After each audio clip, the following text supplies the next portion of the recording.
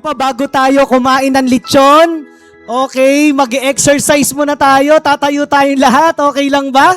Tapos babati tayo ng 5 hanggang 10 tao, sabi mo sa kanya, Ninong, Ninang, Merry Christmas! Sige po, kamayan mo yan.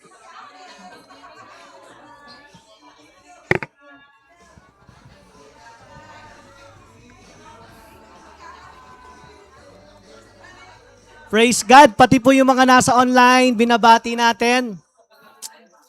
Amen, tataas natin ang ating mga kamay. Let's pray, Lord. Maraming salamat po. Grabe. Sa lahat ng ginagawa mo sa amin, totoo po, Panginoon, na everything in this world, Lord, is only illusion. Temporary, wala itong saysay.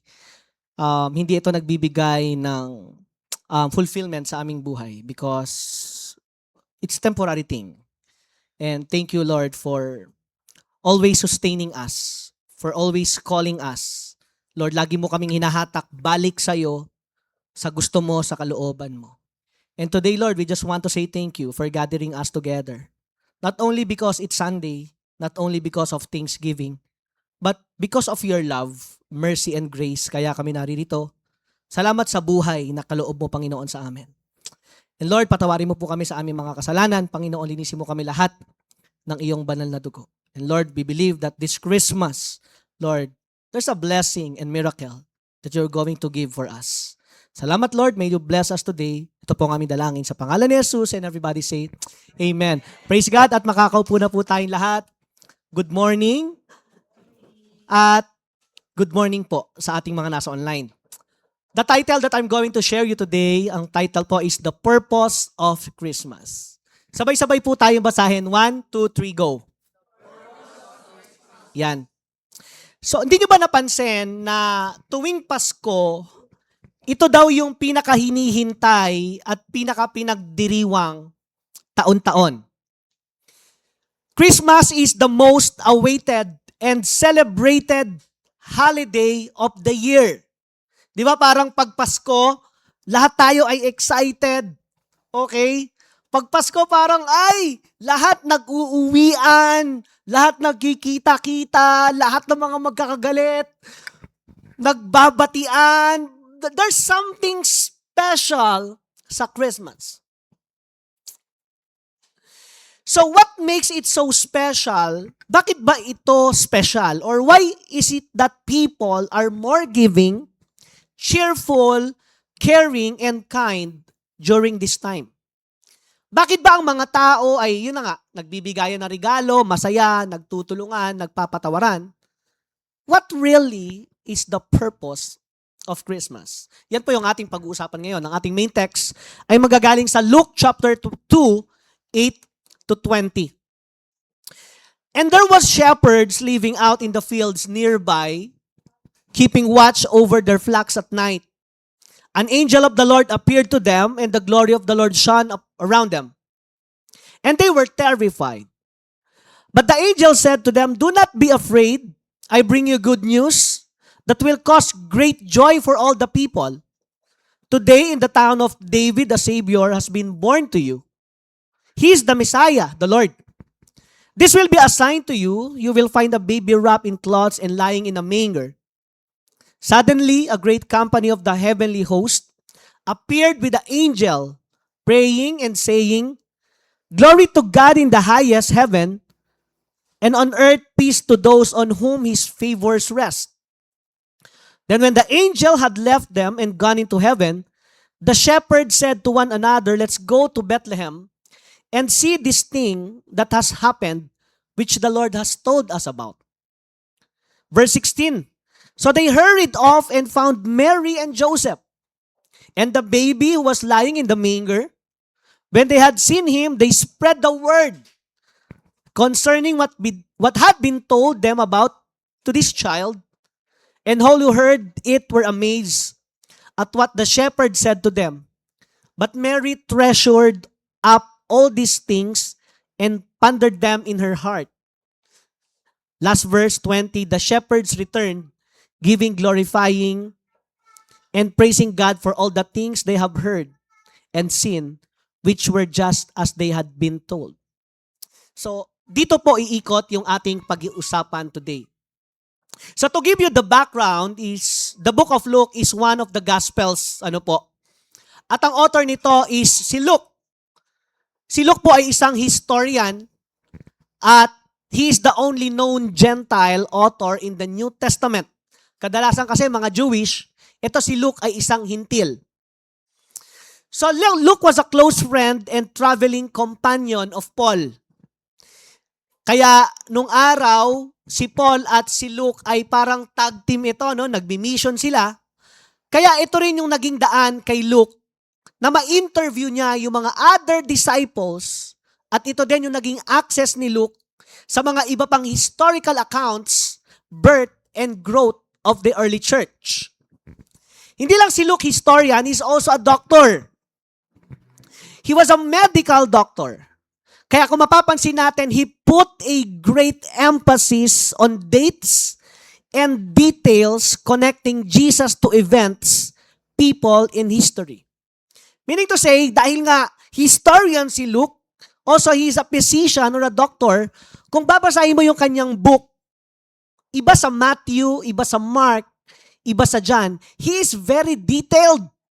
Kasi nga, isa siyang doktor. Alright?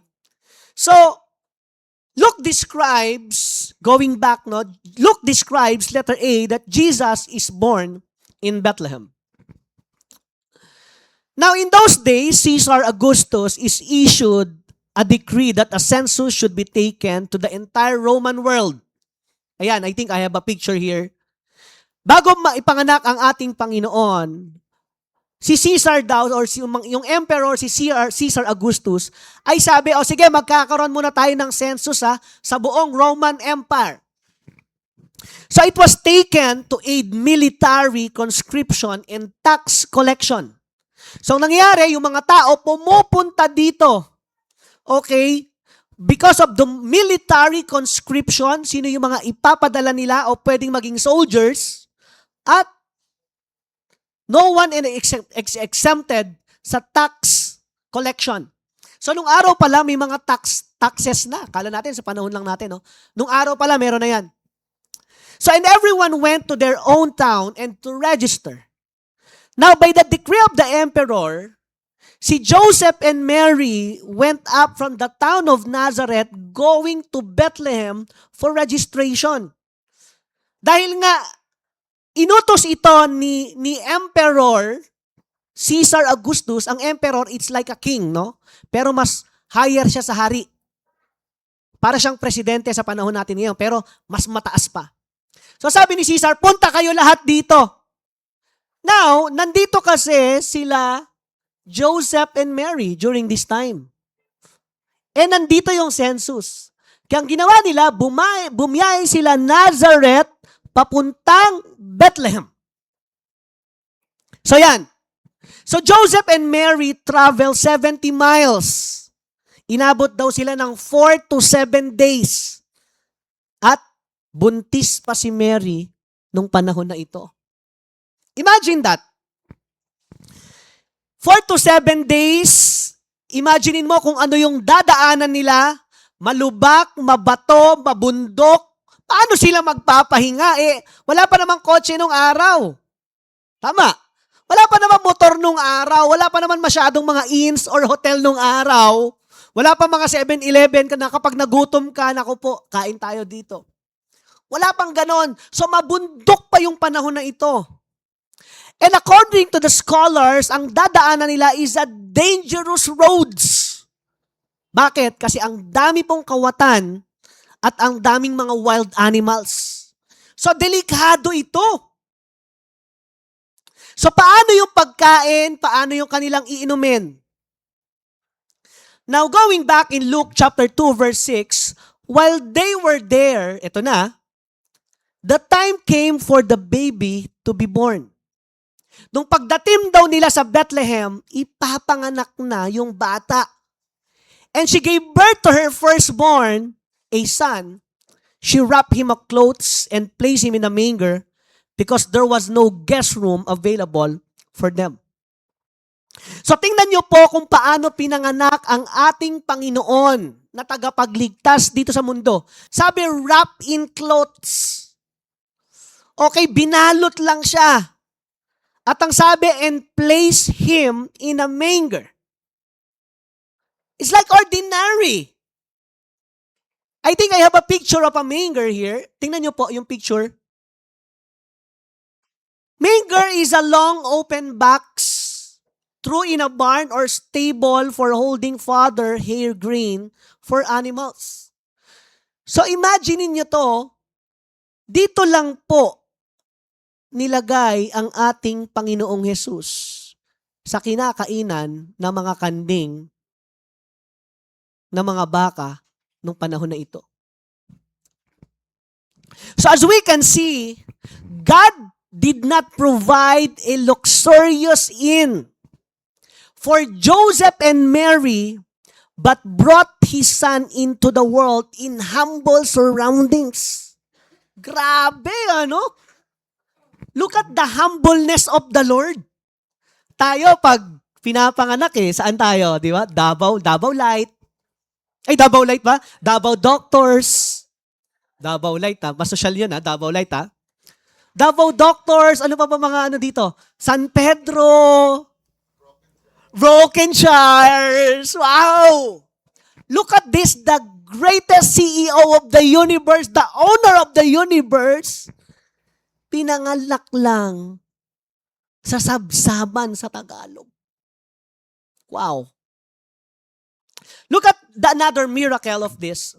Yung pagpunta ni Joseph and Mary sa Bethlehem was also a fulfillment of the prophecy. Basahin natin Micah chapter 5 verse 2. But you, Bethlehem Ephratah, though you are small among the clans of Judah, out of you will come for me one who will be ruler over Israel, whose origins are from ancient times. So kaya pala nagpunta si Joseph and Mary, hindi lang dahil decree ng emperor na magbabayad sila ng tax, pero prophecy na pala ito in Old Testament na merong darating na Messiah na ipapanganak sa Bethlehem. Wow! So ibig sabihin yung pagpunta ng ating Panginoon dun sa Bethlehem was a fulfillment of Old Testament prophecy. Letter B, shepherds visit Jesus. In Luke chapter 2 verse 8, and there were shepherds living out in the fields nearby, keeping watch over their flocks at night. So dito, God continued to reveal the news about His Son. And Luke records that Jesus' birth was announced to shepherds in the field. I think I have a picture here. So nung bago daw ipanganak ang ating Panginoon, merong shepherds, I think I have, sige, yung picture na lang, na merong shepherds na parang nakatambay lang, no? Sabi doon, no? There were shepherds living out in the fields na malapit kung saan pinanganak ang ating Panginoon. Sabi, this shepherd ay keeping watch over their flocks at night. Ibig sabihin, nagbabantay. Baka mamaya may umalis na kanding, baka mamaya may baka na lumayo. So binabantayan nila to bilang isang pastol, ano po? So according to the scholars, itong mga shepherds na daw na ito, kaya sila malapit doon because sila yung mga shepherd na nagsusupply ng lambs sa temple para i-sacrifice. Now, while the shepherds watch over their flock, listen to this carefully, meron pong nag-appear na angel. Okay? May picture ba tayo dyan? Meron pong nag-appear na angel. Basahin natin in Luke chapter 2, 9 to 12. An angel of the Lord appeared to them, and the glory of the Lord shone around them, and they were terrified. So habang nagbabantay daw itong mga pastol o mga shepherd na ito, look at what happened. Meron daw angel of the Lord appeared. Pag angel of the Lord, galing kay Lord yun, ha? Kasi si Lucifer at si Satanas kasi angel din, eh. Pag sinabing angel of the Lord, ibig sabihin, galing siya kay Lord. So itong angel of the Lord daw na ito, nag-appear sa mga pastol, at ang sabi, the glory of the Lord shone. Nag-shine around them. At anong nangyari? Of course, mga pastol ito eh. Isipin mo, nagpapakain lang sila ng kanilang mga chef, ng kanilang mga inaalagaan na lambs, tupa.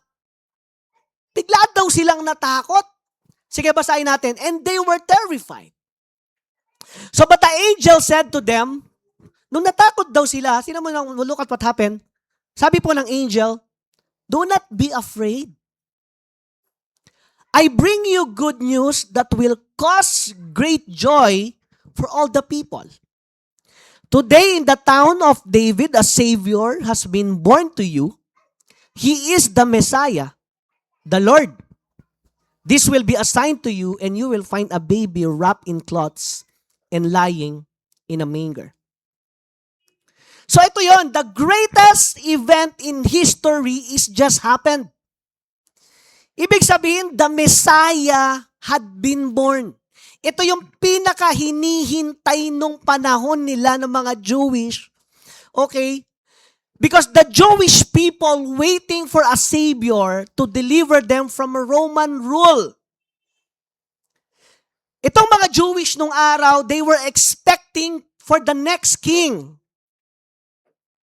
Kasi nga, inaalis, parang merong hindi maganda yung treatment sa mga Jewish people because of the Roman. Kaya naghahanap sila at naghihintay sila ng magliligtas sa kanila. Inaabangan nila yung Messiah. Naakala nila, itong yung ipapanganak will become king. Hindi nila alam na yung pinanganak is the King of Kings. Pwede po ba isa mo ng malakas sa palakpak para kay Lord doon? So the greatest event in history is just happened. Why? Because the Messiah had been born.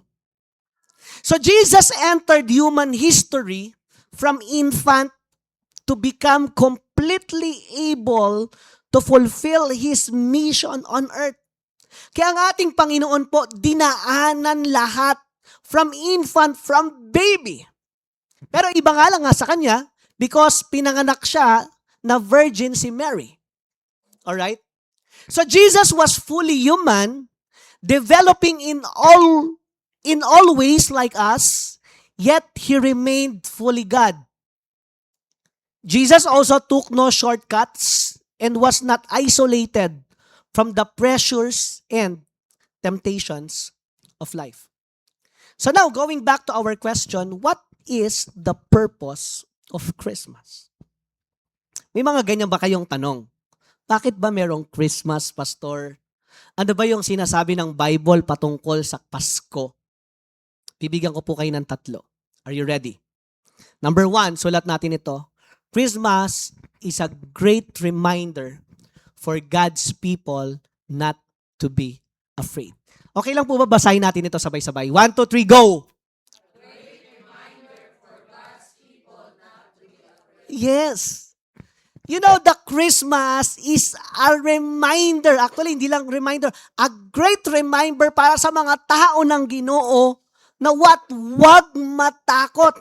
Pakisabi po sa katabi mo, wag matakot. Alright? So verse 10, sabi doon sa verse 10, but the angel said to them, do not be afraid. Natakot yung mga pastol kasi nga may angel at nag-appear yung glory ni Lord.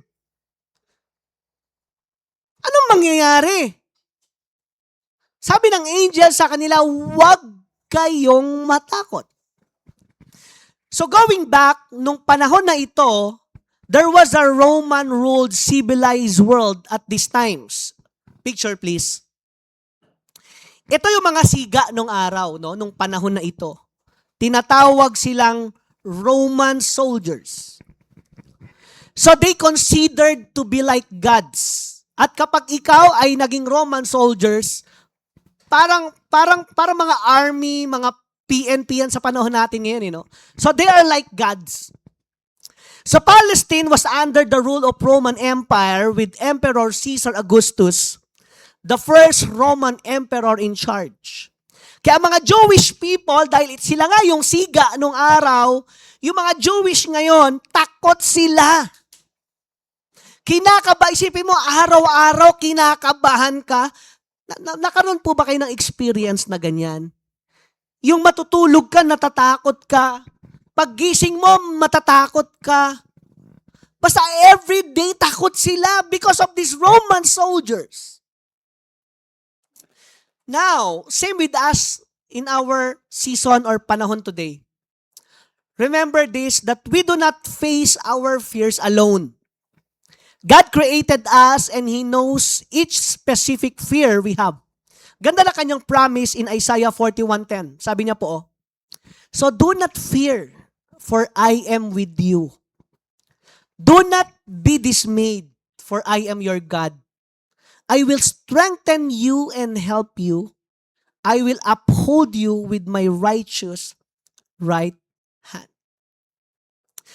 Yung Christmas pala, ito pala ay patungkol sa pagdating ng Panginoon at yung fear. Natakot na. So, ibig sabihin, fear ay natakot. So, the Bible reminds us that do not fear. Ano man po, no, ang mga nararanasan mo ngayon, I don't know. Personal mo na pangyayari sa buhay mo na nararanasan ngayon, whether your finances, family, o sa school mo, o sa workplace mo, sa business mo, o kaya someone here thinking, ano ba mangyayari sa 2026? Ganun pa rin ba yung buhay ko? But ito yung promise ni Lord sa iyo. Do not be afraid. Sige po, palakpakan naman natin si Lord doon. Wow. Second purpose of Christmas is bringing good news of salvation. Basahin po natin ulit. 1, 2, 3, go. Verse 10b, sabi doon, I bring you good news. So the Lord Jesus' birth and life is a message of good news. For us, because it means we are never alone. In Matthew chapter 11, 4-6, look at what happened here. Jesus replied, go back and report to John what you hear and see. The blind receive sight, the lame walk, those who have leprosy are cleansed, the deaf hear, the dead are raised, and the good news is proclaimed to the poor. Blessed is anyone who does not stumble on account of me. So during this time, marami pong mga tao ay pinanganak na bulag. Alam nyo ba kapag ikaw ay pinanganak na bulag, during the time of our Lord, you are like dead man or woman. Bakit? Kasi walang kukuha sa iyong trabaho. Okay? Kumbaga wala ka nang mararating sa buhay. Hindi kagaya sa panahon natin ngayon, yung mga blinds, nagmamassage pa eh. Pero gagaling nga nila mag-massage, no? Pero nung panahon ng ating Panginoon, kapag ikaw ay blind, wala ka ng pag-asa. So, what happened to the blind people nung panahon na ito? What else? Maraming tao lame. Lame, it means piyang. Of course, di ba pag piyang ka, mamalitin ka? Tama. Na-experience nyo ba yan sa classroom nyo? Di ba pinagtatawanan ka? So ano mangyayari sa mga lame people? What else? People who have leprosy. Leprosy ay, it's like an AIDS. Wala na kagalingan ito nung kapanahon nila. What else? Ano mangyayari sa mga deaf? What is deaf? Or deaf? Bingi. Anong mangyayari sa taong bingi? Paano kayo magkakaintindihan? Are you still there? What else? Maraming taong sick, may sakit. At hindi gumagaling yung kanilang sakit. And last, many people are dead. Dagdag pa ng mga pagpapahirap ng mga Roman soldiers and ni Emperor Augustus. So daghang mga bad experience ang kanilang nararanasan at nung panahon pong ito, hopeless o wala ng pag-asa yung mga tao. Puro bad news ang kanilang mga naririnig. Pero nung dumating ang ating Panginoon, it brings good news. Luke 4:43 to 44. Sabi, but he said, I must proclaim the good news of the kingdom of God to the other towns also, because of that is why I was sent. And he kept on preaching in the synagogues of Judea. Nung dumating ang ating Panginoon, mission, proclaiming good news. At ang sabi, kinalat niya daw ito, preaching in the synagogues of Judea. What else? In Acts 14:21 to 22, ito na yung mga next disciples. Dito na pinanganak yung church. So after the preaching the good news in Derbe and making disciples, Paul and Barnabas went to Lystra, returned to Lystra, Iconium, and Antioch to Pisidia, where they were strengthened the believers. Then they encouraged them to continue in the faith, reminding them that must suffer many hardship to enter the kingdom of God. So kumalat na yung good news, hindi lang panahon ng ating Panginoon, pati yung panahon nila Paul. Good news spread out. So to summarize the good news, Pastor, ano ba ibig sabihin ng good news? Ito ba yung good news? 1 Corinthians 15:3 to 5. I pass on to you what was most important and what had also been passed on to me. Unang-una kasi sa ating Panginoon, pangalawa sa mga apostles, tapos kila Paul. Pasa-pasa yan eh. Hanggang sa panahon na nga natin ngayon eh. Of course, pag wala na rin tayo dito sa mundo, yung mga kasamahan, mga next generation naman natin, pasa-pasa lang yan. So I pass on to you what was the most important and what had also been passed on to me. This is the good news. Christ died for our sins, just as the scripture said. He was buried, and he was raised from the dead on the third day, just as the scripture said. So that God sent His Son to live, die for humanity's sin, and rise again, offering forgiveness, restoration of relationship with God, and eternal life to all who believe. So ang good news po pala, it's about God's rescue plan. Fulfilling the Old Testament prophecies, offering hope, healing, and a new way to live under His reign, conquering sin and death. So the purpose of Christmas, number 2, is bringing good news of salvation. And last, number 3, tapos na po ako, great joy for all people. Basahin po natin ito. 1, 2, 3, go. Parang wala naman joy yan. Yung may joy naman. Sige po, 1, 2, 3, go! Great joy for all people. Yan! So what is joy? Great joy means it's a heightened emotional state more powerful than just happy. Ibig sabihin, itong great joy, dili lang ni happy. Tama? Dati, kung saan-saan natin hinahanap yung happiness, tama? Sino dito nakapag-marijuana?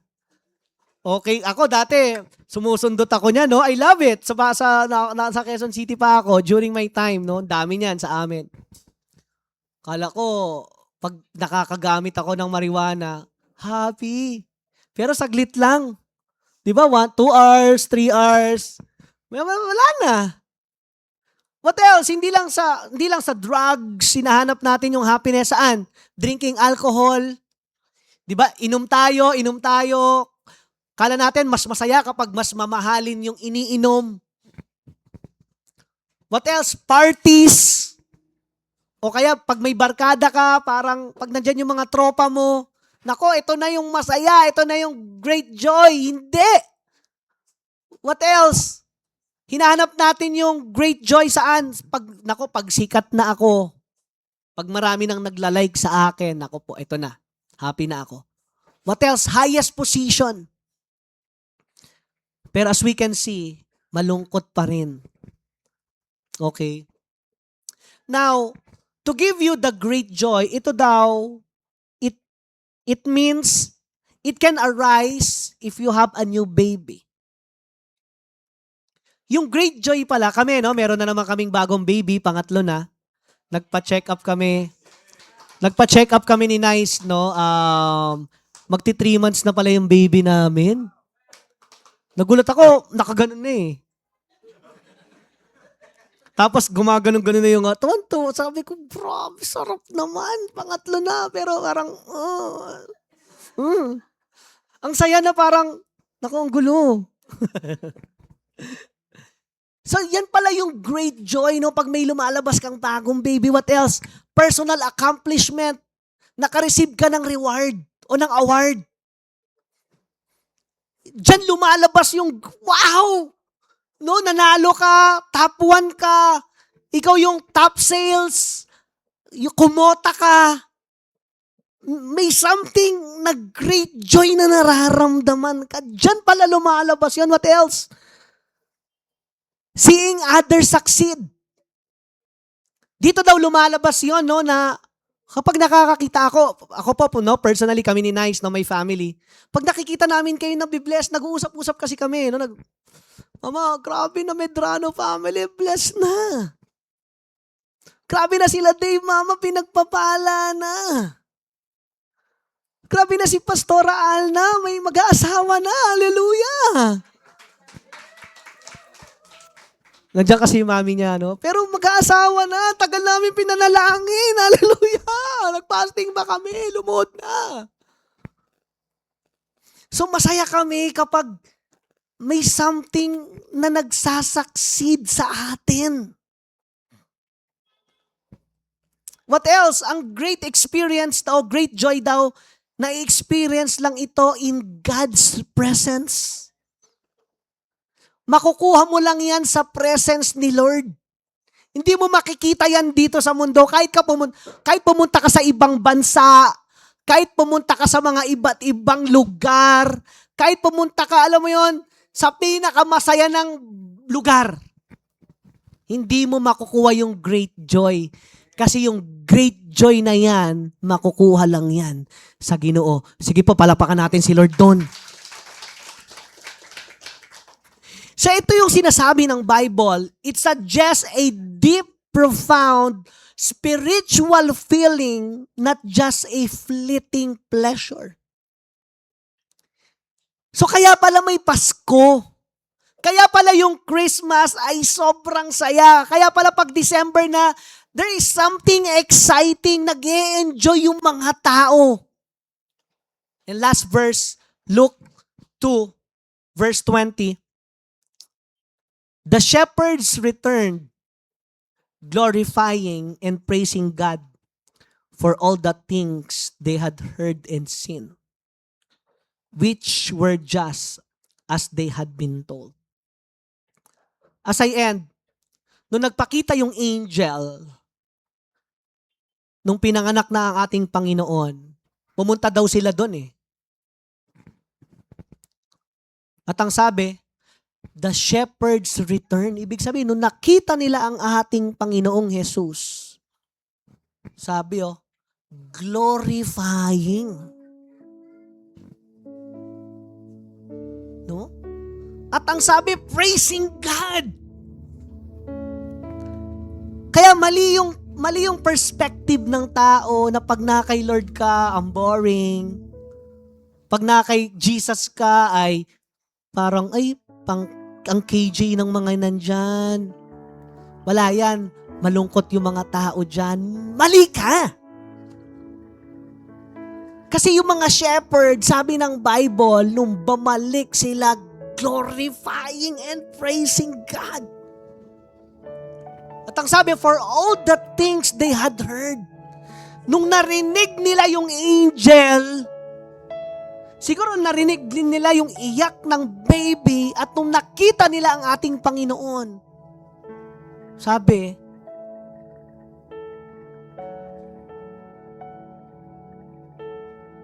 is what?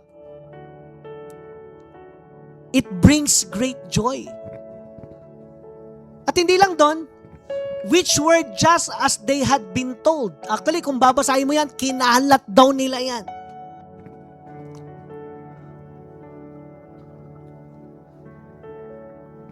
So kaya pala may Pasko, kaya pala may Christmas. Church, let's always remember this. The purpose of Christmas is for us not to become afraid. Ibig sabihin nito, kaya pala may Christmas, it's a great reminder for you na huwag kang matakot. Listen, may iba dito sa atin, you want to change your life. Naku, baka pag nagbago ako, pastor, baka hindi maganda mangyari sa akin. The Bible said, do not be afraid. May nililid sa inyo dito si Lord. No? You start a business. What the Bible said, anak, do not be afraid. Gusto mo mag-serve kay Lord? Hindi, nakakaya, pastor, baka pagtawanan ako. Gusto ko mag-full-time na. The Bible said, do not be afraid. Kaya ang ganda nung dumating ang Panginoon. Yung takot na takot eh. Yung mga Jewish people natakot na takot. You know, when the Lord Jesus was born, natanggal yung takot nila. Number 2,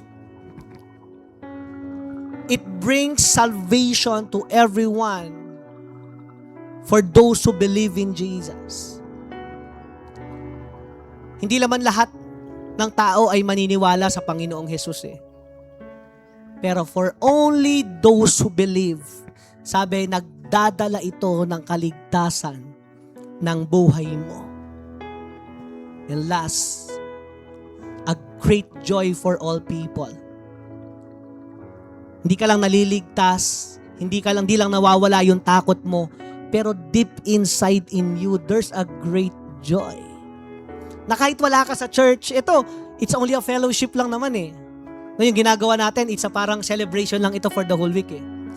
Pero, yung labanan is, yung pang-araw-araw na ginagawa natin eh, tama? Yung nasa trabaho ka, yung nagbi-business ka, nasa school ka, yun eh, yung dala-dala mo yung great joy. Amen? So Christmas is a great joy for all people and a season to celebrate the love of God. Brothers and sisters in Christ, a blessed Christmas po sa ating lahat. Isang malakas na palakpak para kay Lord. Tatayo tayong lahat and we will all pray. Hallelujah.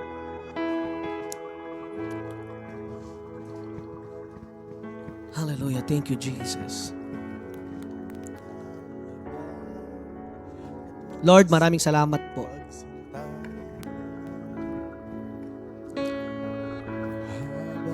Ito pala yung purpose, Lord, of Christmas. Akala namin it's all about the gifts, wearing red, green, white, or caroling, gift-giving, eating delicious foods, and gathering together. Lord, hindi pala. Thank you for your word, teaching us, Lord, the real purpose of Christmas. Number 1, is a great reminder for us not to be afraid. May tao dito, natatakot ka.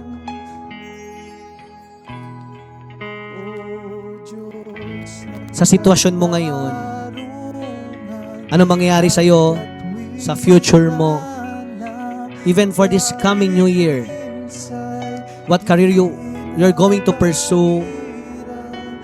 Natatakot ka kasi baka single ka na lang lagi. Natatakot ka mag-try ng bagong field, bagong business. But the Lord is telling you right now, anak, huwag ka matakot. Do not be afraid. Sige, inaalis na ng Diyos yung takot mo ngayon in the name of Jesus. Lahat ng nabuong takot, Lord, alisin na ito sa pangalan ni Jesus. Mga phobias, mga narinig namin na mga hindi galing sa'yo, threat, right now in the name of Jesus, remove it. Lord, natatakot kami sa nangyayari sa aming bansa. Lord, natatakot kami na nangyayari sa aming pamilya. Lord, natatakot kami sa sitwasyon namin ngayon. Sa aming mga anak, sa aming asawa. Lord, sa aming negosyo. Lord, tulungan mo kami. Sige, right now, I give you time to pray to God. Before the year ends, sinasabi ng Diyos sa'yo ngayon, anak, wag ka nang matakot simula ngayon. Receive it in the name of Jesus. Sige, Lord, alisin ang takot. Alisin yung worries namin, Lord. Alisin yung fear, alisin yung doubt. In the name of Jesus. Even yung mga nasa online, I don't know what's your plan. Hindi ko alam yung gusto mo, yung plano mo, pero sinasabi ng Diyos sa'yo, anak, huwag ka nang matakot. Natatakot ka ba dahil mag-isa ka? The Lord is telling you, do not be afraid. I am with you. Sasamahan kita. Tao, iiwan ka. Pamilya mo, iiwan ka niyan. Anak mo, magpapamilya yan. Pero sabi ng Diyos sa'yo, anak, ako yung Diyos mo. Ako yung tagapagligtas mo na kahit kailan hindi kita iiwanan. Wow! That's the Christmas! Ganyan ka-special yung Christmas!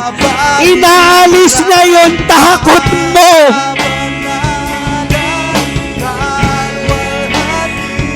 Sige! Kausapin mo na yung Diyos ngayon! Pangalawa!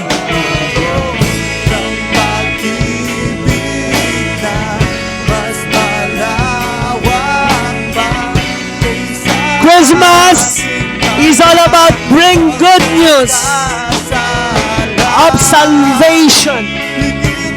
Sa totoo lang, wala naman talagang tao na kayang magligtas sa iyo.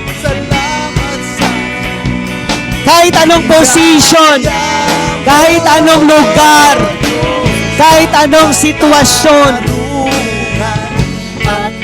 walang may kakayanang magligtas sa iyo.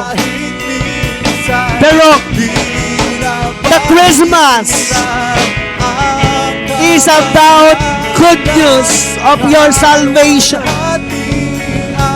Like nung panahon ng ating Panginoon, ang mga siga, mga Roman soldiers, lagi silang may threat, lagi silang pinipersecute. Pero dumating ang ating Panginoon, it brings good news. Nagbigyan sila ng pag-asa. Yung mga bulag, yung mga dios, yung mga piyang, yung mga may leprosy, yung mga may mga sakit, yung mga taong patay na. Nung dumating si Jesus, it brings good news. Hallelujah. Wow! Ganun din sa panahon natin ngayon. Ang gulo na ng mundo. Puro bad news. Pero ito yung maganda. Laging may good news. At yung good news is namatay si Jesus sa'yo. Nabuhay siya muli para bigyan ka ng buhay na walang hanggan. At lahat ng kasalanan mo, binayaran na ni Jesus yan. Kaya do not condemn yourself. Huwag mong maliitin yung sarili mo. Huwag mo nang balik-balikan pa yung mga kasalanan mo. Kasi gusto ko malaman mo, binayaran at pinatawad na ni Jesus yan. Ngayon, hallelujah. And third last, Christmas is all about great joy. Di mo napansin, kahit na anong bagay ang dumating sa'yo, kahit ano na yung mga narating mo, kahit ano nang meron ka ngayon, kahit na nasa mataas na posisyon ka, kahit na ang laki ng laman ng bangko mo, ang dami mo ng business, hindi pa rin siya lagi nagpapa-fulfill sa'yo. Because great joy comes only from the Lord. God, salamat po.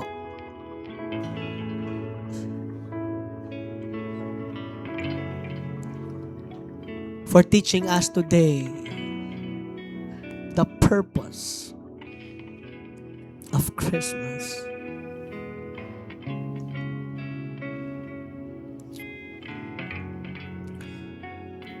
Hallelujah. And right now, do we have a new friends today? Can we invite them to bring them forward?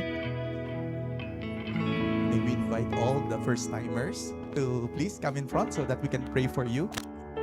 Hindi, parang...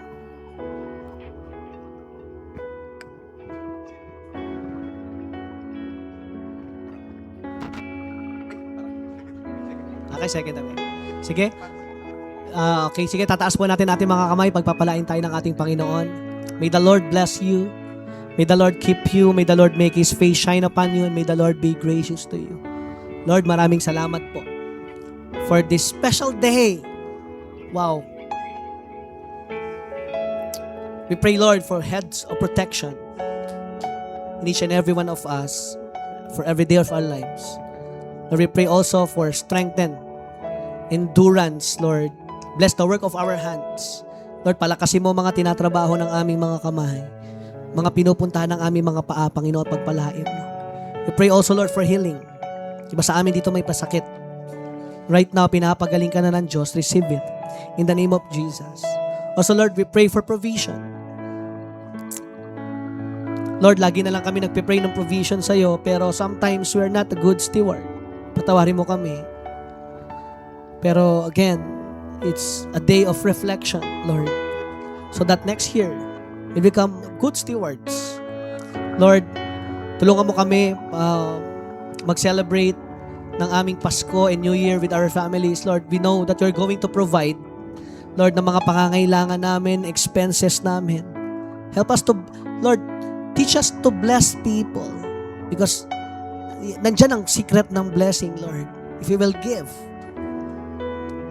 Salamat din po, Panginoon, for your church here. From the start, Lord, from beginning, nakita namin yung galaw mo. Lord, paano mo kami sinustain? Paano mo kami binago? Paano ka nag-provide?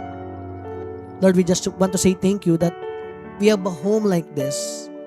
Lord, ramdam yung presence mo. Tanggap kami. Lord, all welcome. We continue to bless this church in your people. Salamat, Lord, as we enjoy the fellowship and our Thanksgiving party. Continue to our fellowship. We love you, Lord. We praise you. In Jesus' mighty name. And everybody say, Amen. Praise God. Isang malakas na palakpak para kay Lord.